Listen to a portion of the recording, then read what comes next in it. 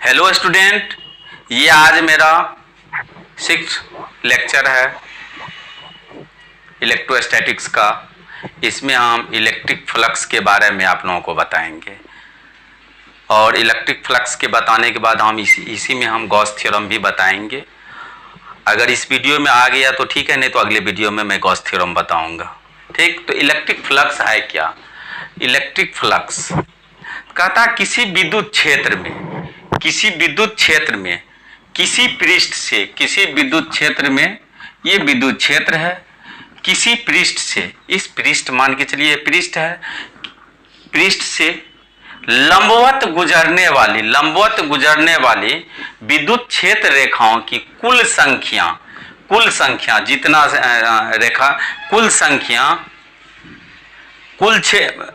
क्षेत्र रेखाओं की कुल संख्या को विद्युत फ्लक्स कहते हैं। यानी हम कह सकते हैं किसी विद्युत क्षेत्र में स्थित किसी पृष्ठ से लंबवत गुजरने वाली विद्युत क्षेत्र रेखाओं की कुल संख्या को विद्युत फ्लक्स कहते हैं। इसे फाई से सूचित किया जाता है। कहता है यदि समान विद्युत क्षेत्र हो, विद्युत क्षेत्र समान हो, ठीक है, विद्युत क्षेत्र समान हो और ये पृष्ठ S के लंबवत हो, ये पृष्ठ S के अभिलंबवत हो, तब जो इलेक्ट्रिक फ्लक्स होगा ये फाई बराबर S होगा। यानी इलेक्ट्रिक फ्लक्स को हम लोग फाई से डिनोट करते हैं। अब ये तो पूरे पृष्ठ के लिए हम लोग जाने इलेक्ट्रिक फ्लक्स, ये पूरे पृष्ठ के लिए इलेक्ट्रिक फ्लक्स हो गया। लेकिन अब ये स्मॉल एरिया के लिए हमें इलेक्ट्रिक फ्लक्स निकालना है, तो क्या करना है? तो स्मॉल एरिया के लिए सपोज कीजिए ये इस तरह से, इस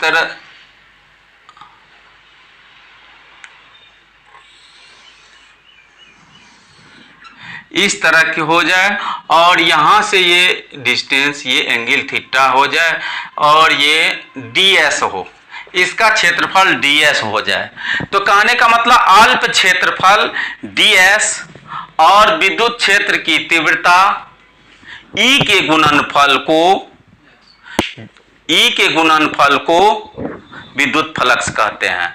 यानी विद्युत क्षेत्र ds, ये स्मॉल डिस्टेंस है, और विद्युत क्षेत्र E, इसके अदिश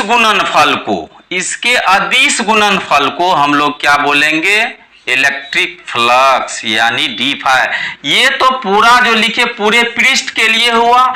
ये स्मॉल पृष्ठ के लिए, कोई छोटा पृष्ठ जो है उसके लिए हम लोग बता रहे हैं। जो ये डी फाई जो होगा, ये डी फाई जो अगर निकालने का रहेगा तो इलेक्ट्रिक फ्लक्स अब plus small electric flux into dot product of ds, तो ये हो जाएगा आपको E dot vector E dot ds cos theta. ठीक है, ये क्या होगा? E vector E dot ds cos theta. अब यहां एक चीज और देखिए, ये हो जाता है डी फाई। अब यहां से अगर हमको ये स्मॉल एरिया का अगर हम निकाल लिए, इसको बड़े एरिया के लिए निकालने का होगा, तो इसको हम क्या करेंगे? इंटीग्रेट कर देंगे। क्या करेंगे? इंटीग्रेट कर देंगे। इंटीग्रेट करेंगे हॉल सरफेस के लिए, इंटीग्रेट करेंगे तो ये जो हो जाएगा, ये हो जाएगा फाई और यहां पे हो जाएगा E। इसको सरफेस, क्लोज सरफेस के लिए ये भी लगा सकते हैं, या नहीं तो यहाँ S लिख दीजिए। कोई एक नोटेशन आप दे सकते हैं।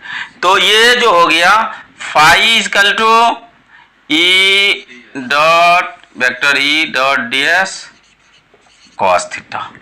ये आपका जो है एक्सप्रेशन जो है यही आएगा, फाई इक्वल टू ये आ जाएगा जब ये एंगल थीटा पे हो, एंगल थीटा पे मुड़ता हो।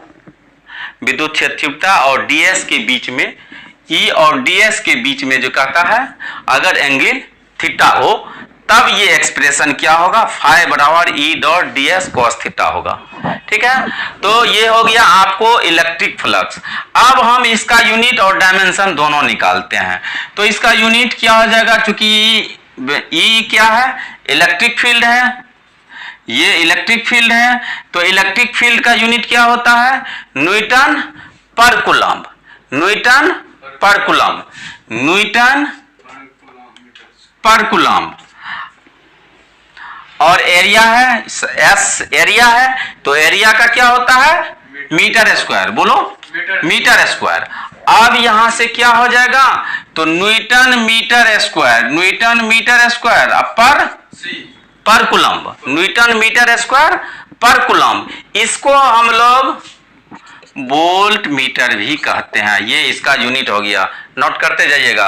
फिर हम इसको जो है, इसका हम डायमेंशन निकालते हैं, phi equal to vector E dot S, यहां से निकालते हैं। तो इसका डायमेंशन क्या होगा, तो इलेक्ट्रिक फील्ड, इलेक्ट्रिक फील्ड बराबर क्या होता है, force per unit test charge.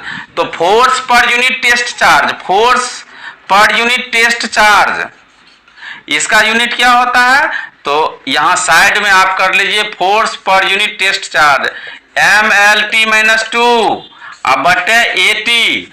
ये कितना हो जाएगा, ये हो जाएगा आपको एम एल टी का power minus Q A inverse, और एस का कितना हो जाएगा, एल स्क्वायर, L2 लिख दो, L2 हो गया। अब दोनों को अथी कर दो तो कितना हो जाएगा, MLT माइनस MLQ,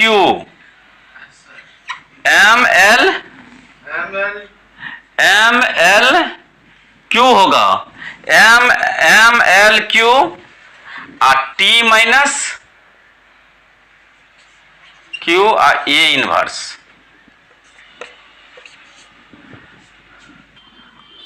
तो ये हो गया आप लोगों को, ये डायमेंशन कितना निकल गया, MLQ T minus Q A inverse. ये आपको इलेक्ट्रिक फ्लक्स का डायमेंशन हो गया। ये न्यूटन मीटर स्क्वायर पर कूलम या वोल्ट में इंटू मीटर, ये इसका यूनिट हो गया। समझ गया। और इसका क्या कहते हैं, इसका एक्सप्रेशन अगर बोलेगा पूरे सरफेस के लिए तो फाई बराबर ES होगा। Yes sir.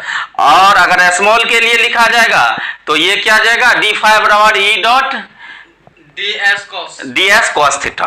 ठीक है, ये तो अब हम जो है अगले क्लास में मिलते हैं। गॉस थ्योरम हम आप लोगों को बताएंगे, गॉस थ्योरम के बारे में डिस्क्रिप्ट करेंगे, डिस्क्रिप्शन देंगे। जय हिंद।